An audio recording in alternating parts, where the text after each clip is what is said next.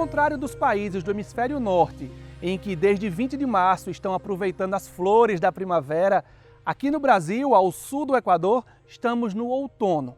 As plantas estão se preparando para a chegada da chuva e nós viemos conferir o reflexo disso aqui no Jardim Botânico do Recife. São pouco mais de 10 hectares de Mata Atlântica preservada, bem próximo aos mais de 4 milhões de habitantes da região metropolitana do Recife, a maior do Nordeste. A Floresta Atlântica abrange cerca de 15% da área nacional e está presente em 17 estados.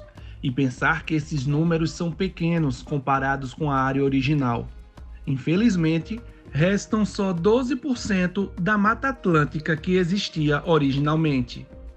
Na área da floresta, começamos a experimentar os benefícios dela. Pelas trilhas do Jardim Botânico, logo sentimos a queda na temperatura, pelo menos uns 5 graus mais fresquinho. Isso faz muita diferença quando pensamos que na mesma cidade vivemos frequentemente no calor, acima dos 30 graus. E é nesse contato com a natureza que também podemos ver alguns animais e insetos. O olhar atento para a copa das árvores nos revela os movimentos lentos do bicho preguiça se coçando e comendo a salada de folhas preferidas dele. A aranha também vive por ali tranquilamente alinhavando sua teia. No lago artificial, os peixes convivem sem medo do anzol. E as abelhas cuidam da polinização. E desse assunto, quem entende bem é o doutor em Biologia Vegetal do Jardim Botânico do Recife, Jefferson Maciel. Logo, ele nos apresenta o visgueiro. Enorme, essa árvore chega aos 30 metros de altura e é o símbolo desse parque.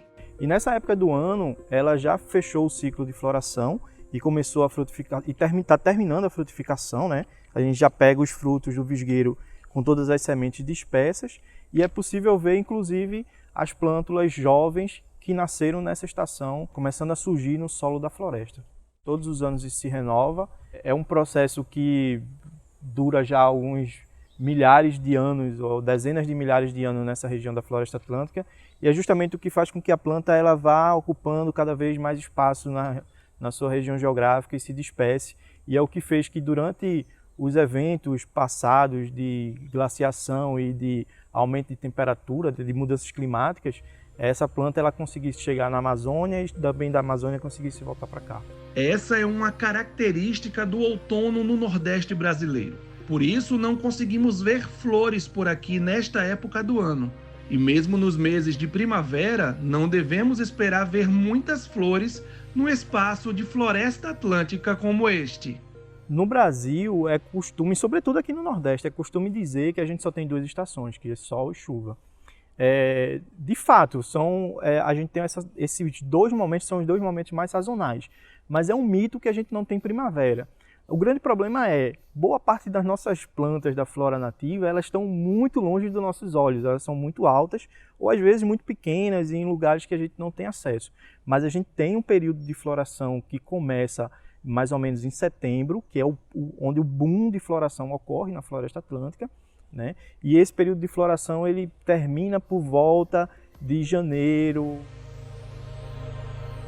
Mas lá junto do lago artificial, onde vimos os peixes e as abelhas trabalhando, está um jardim projetado com flores tropicais. São plantas que costumamos chamar de flores, principalmente por serem coloridas e usadas em decoração de jardins e até em ornamentações de ambientes internos. E pensar que na maioria das vezes são só folhas de outras cores, por assim dizer. É o que acontece com essas plantas nativas. O mais interessante mesmo são aquelas plantas nativas que fazem parte da flora nativa brasileira e foram inseridas nesse contexto de plantas ornamentais e que muita gente tem em casa, muita gente compra, muita gente já viu em algum jardim e que nem imagina que isso é da própria flora do Brasil, como por exemplo são as helicônias, que a boa parte das espécies das helicônias que a gente conhece hoje, né, foram descobertas nas expedições de Buller Marx, né, que tinha um botânico especialista em helicônia, e essas espécies elas foram colocadas no circuito de paisagismo e de plantas ornamentais pelo Buller Marx na sua revolução paisagística.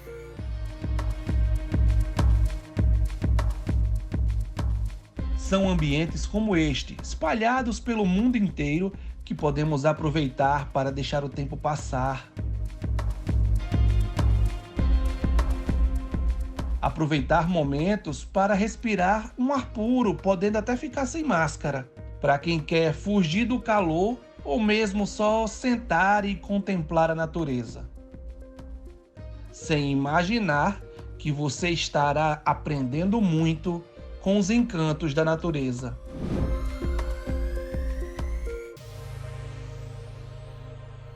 Do Recife, Luiz Boaventura, numa coprodução entre o Diário de Pernambuco e a Rádio Internacional da China.